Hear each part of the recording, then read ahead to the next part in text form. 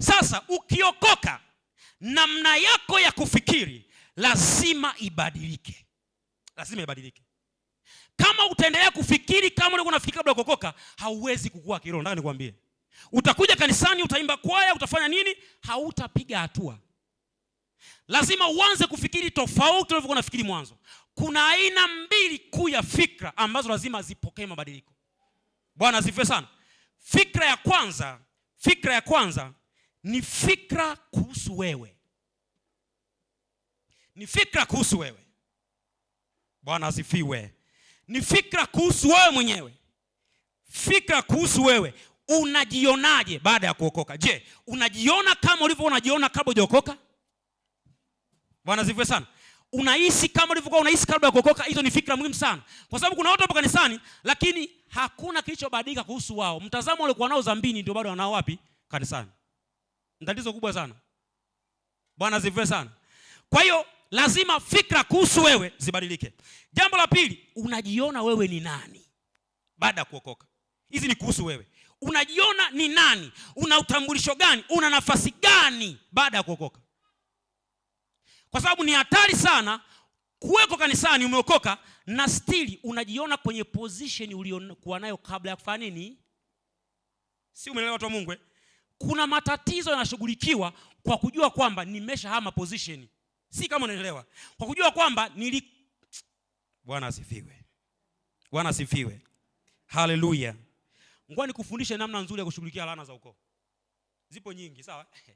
Moja wapo kushughulikia laana ni kujua kwamba mimi nimehamishwa kutoka kwenye ufalme wa giza na nimeingizwa kwenye ufalme wa mwana wa pendo. Kwa hiyo nikitafutwa sasa hivi wakinitafuta kule kwetu Sukumani, sawa? Hawezi kunikuta kwenye position niliyokuwa nayo kabla ya kuokoka kwenye ulimwengu wa roho. So kama ile position niliyokuwa nayo ilikuwa inayavuta mambo yao ya giza yanifuate, baada ya kuhamishwa hakuna namna ya kunipata tena. Si kama unaelewa?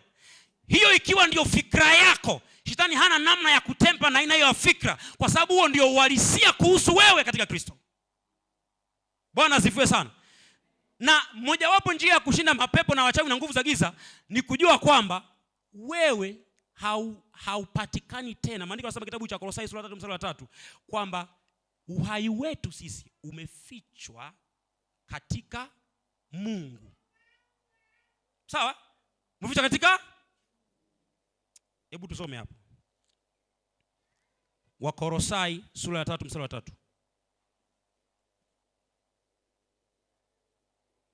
Maandiko yanasema hivi, kwa maana mlikufa.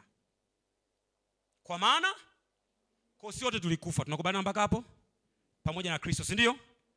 Kwa maana mlikufa na uhai wenu. Na uhai, kufa kunahusisha uhai, si ndio? Kutoa uhai. Sasa tulivyokufa, uhai wetu au position au nafasi ambayo uhai wetu ulikuwepo ilibadilika. Sawa jamani? Anasema kwa maana mlikufa na uhai wenu umefichwa pamoja na Kristo katika Mungu. Alafu anasema mstari wa 4, Kristo atakapofunuliwa aliye uhai wetu. Okay. Kumbe uhai wetu sisi sio wetu. Kristo ndio uhai. Nani anaweza kutempa na Kristo akanikuta mimi? So hakuna namna mtu anaweza nguvu za giza zikavuka ukuta ambao ni Kristo zikanipata mimi, kwa sababu mimi uhai wangu ni Kristo. Na maandiko yanasema umefichwa. Umefanya nini?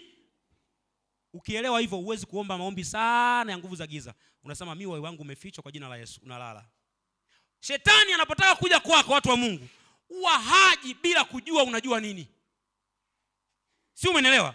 Shetani anatumia ujinga ulionao, Mungu anatumia unachokijua. Ndio maana mchungaji alifundisha wiki iliyopita upofu wa kiroho. Sawa? Anakupofusha usijue unachotakiwa kukijua. Ngoja nikwambie, shetani ni adui aliyeshindwa. Tuko moja mpaka hapo? Kwa hiyo haji kama alivyokuwa anakuja mwanzo, anatumia hila. Na mojawapo ya hila anayoitumia ni kukudivert wewe usielewe unachotakiwa kukielewa. Kwa sababu knowledge is power. Bwana asifiwe. Bwana asifiwe sana. Kwa wewe unajiona kama nani? Lakini pia je, unajiona ukiwa na nafasi gani? Una mchango gani? Je, bado unajiona kama ulivyokuwa unajiona kabla ya kuokoka? Hebu jiulize, unajiona kama ulivyokuwa unajiona kabla ya kuokoka? Jamani, unajiona hivyo? Kwa sababu mwingine yuko hapa anajiona kama ulivyokuwa unajiona kabla ya kuokoka. Hilo ni tatizo jingine. Bwana asifiwe sana. Kwa fikra ya kwanza ya muhimu nimesema ni nini? Fikra kuhusu wewe. Unafikiriaje kuhusu wewe? Ukijiwaza unajionaje? Kwa sababu kuna wengine hapa wamejikataa wao, alafu wataka neno la Mungu lifanye kazi kwenye maisha yao. Haiwezekani. Umeelewa mtumishi wa Mungu? Yaani ukitaka neno la Mungu respondi kwenye unachokiomba au lifanye kazi kwenye maisha yako, lazima uanze kufikiri sawa sawa na linavyosema.